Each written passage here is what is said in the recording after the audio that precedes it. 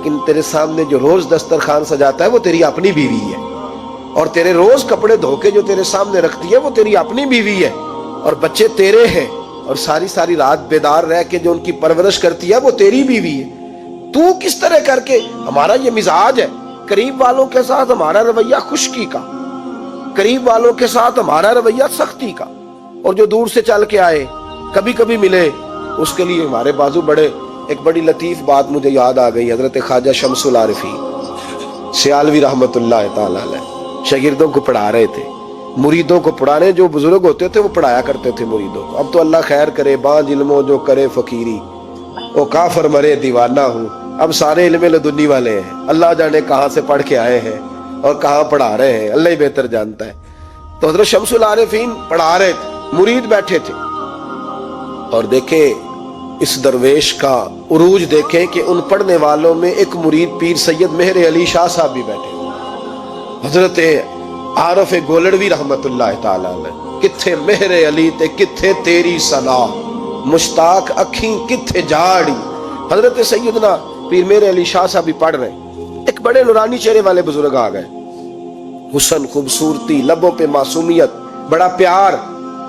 وہ بزرگ آئے تو لوگوں کی نظریں جم گئی ان پہ، دیر تک طالب علم، مریدین، سالکین ان کی طرف دیکھتے رہے۔ وہ بزرگ تھوڑی دیر ملے، روانہ ہونے لگے، تو حضرت شمس العارفین فرمانے لگے مریدوں اور شاگردوں سے، پتہ کون ہے؟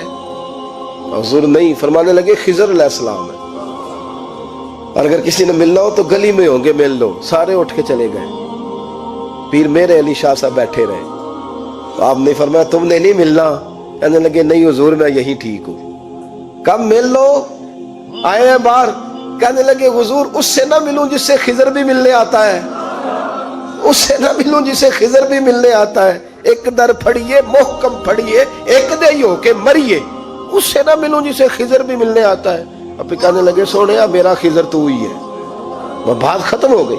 اپنا سنگی جو سارا دن ساتھ رہتا ہے، محنت کرتا ہے، محبت کرتا ہے، ہر دکھ سکھ میں شریک ہوتا ہے، اس کے ساتھ روڈ رویہ، اس کے ساتھ ہمارا رویہ خستہ، سلام بھی چلو لے لیں گے ٹائم ملا، اور کوئی بندہ باہر سے چل کے آگے تو مفت کی تعریفیں، تو ابھی اسے ملا نہیں، تجھے کیا پتا وہ کس طرح کا۔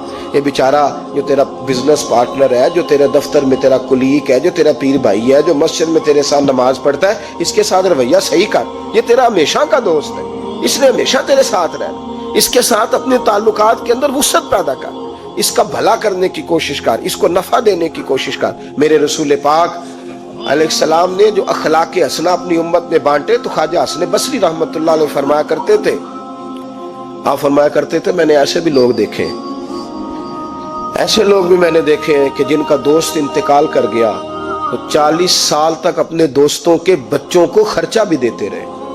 40